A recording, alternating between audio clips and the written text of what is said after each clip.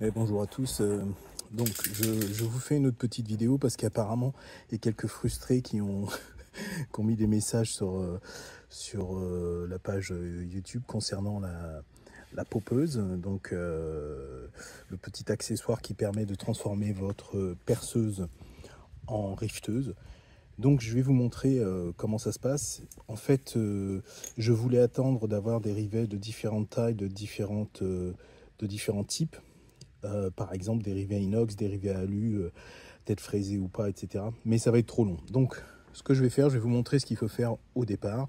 Première chose que vous avez à faire, pour l'exemple, j'ai besoin de percer ce trou à 4 mm 8. Selon les rivets, évidemment, ça change. Vous regarderez en fonction du rivet pop que vous avez à mettre. En général, c'est écrit sur la boîte et vous pouvez trouver cette information sur Internet de toute façon. Il faut que votre rivet soit quand même bien lâche dans le trou. Il faut pas qu'il rentre en force vraiment dedans. Il faut que ce soit un peu libre. Donc, c'est parti. Je vais percer un trou déjà. Donc, pour mon exemple ici, ce sont des rivets à tête fraisée comme ça. Je ne sais pas si vous allez bien voir. Et donc, de ce fait, je perce ce trou au départ à 4,8.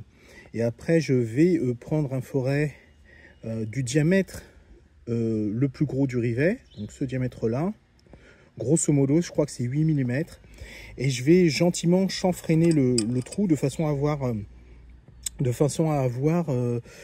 un emplacement pour que le rivet se noie un petit peu dans la matière, un peu comme vous voyez là, qui soit un peu flash par rapport à la pièce sur laquelle je le fixe. C'est plus propre, et puis il y a certains montages mécaniques où c'est carrément nécessaire, donc c'est ce que je vais faire là maintenant.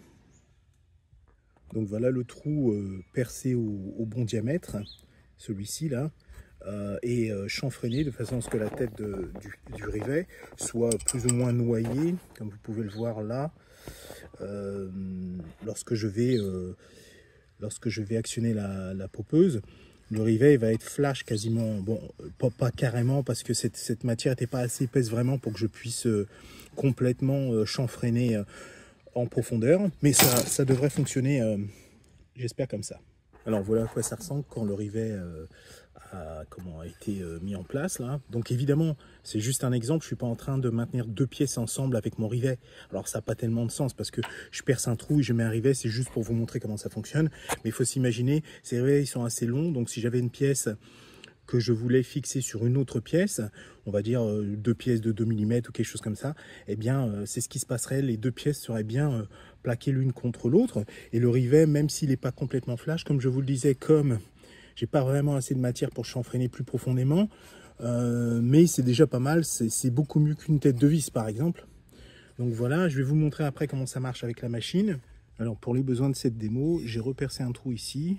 Cette fois j'ai monté deux pièces, deux petites plaques en aluminium ensemble, qui sont maintenues par cette pincetto ici. Et donc j'ai repercé un trou de 4,8 et j'ai chanfreiné le trou un peu exagérément pour que ce soit plus probant, plus visible sur la vidéo. On n'a pas besoin de le chanfreiner autant peut-être, mais l'idée c'est de pouvoir avoir le rivet flash qui soit juste à fleur de la pièce et qui ne dépasse pas, parce que des fois en mécanique vous pouvez avoir une pièce qui vient se mettre par dessus et vous voulez que ce soit vraiment plat, qu'il n'y ait pas de déport. Donc du coup c'est pratique d'avoir ces rivets fraisés. Pour autant, donc du coup pour exemple c'était un perçage à 4,8, mais le chanfreinage normalement, là j'avais essayé qu'un forêt de 8, mais ça c'était pas suffisant, c'était pas assez évasé, donc j'ai pris un forêt de 10 et j'y suis allé mollo. À mon avis il faudrait un forêt de 9 que j'avais pas, mais voilà, donc ça marche comme ça. Et là je vais popper le rivet pour vous montrer à quoi ça ressemble une fois que c'est fait et comment ça marche avec la machine.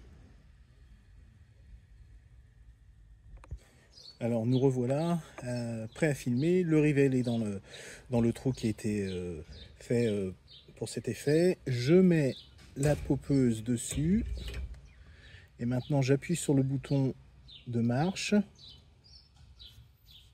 Attention.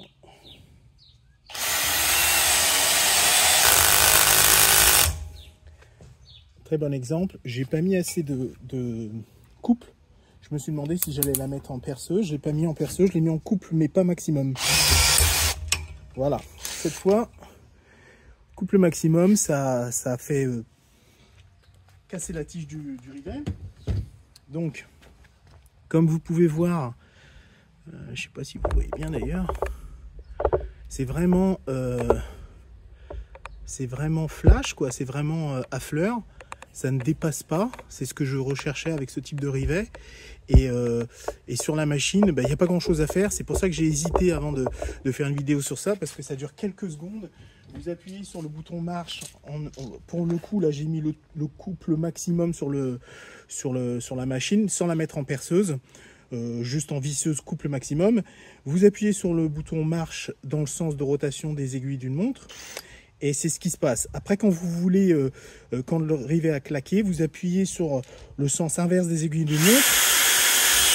Et ça fait ressortir la tige de la machine. En fait, la vieille tige qui a été donc cassée lorsque vous avez appuyé sur le bouton marche et que vous avez fait péter le rivet, quoi.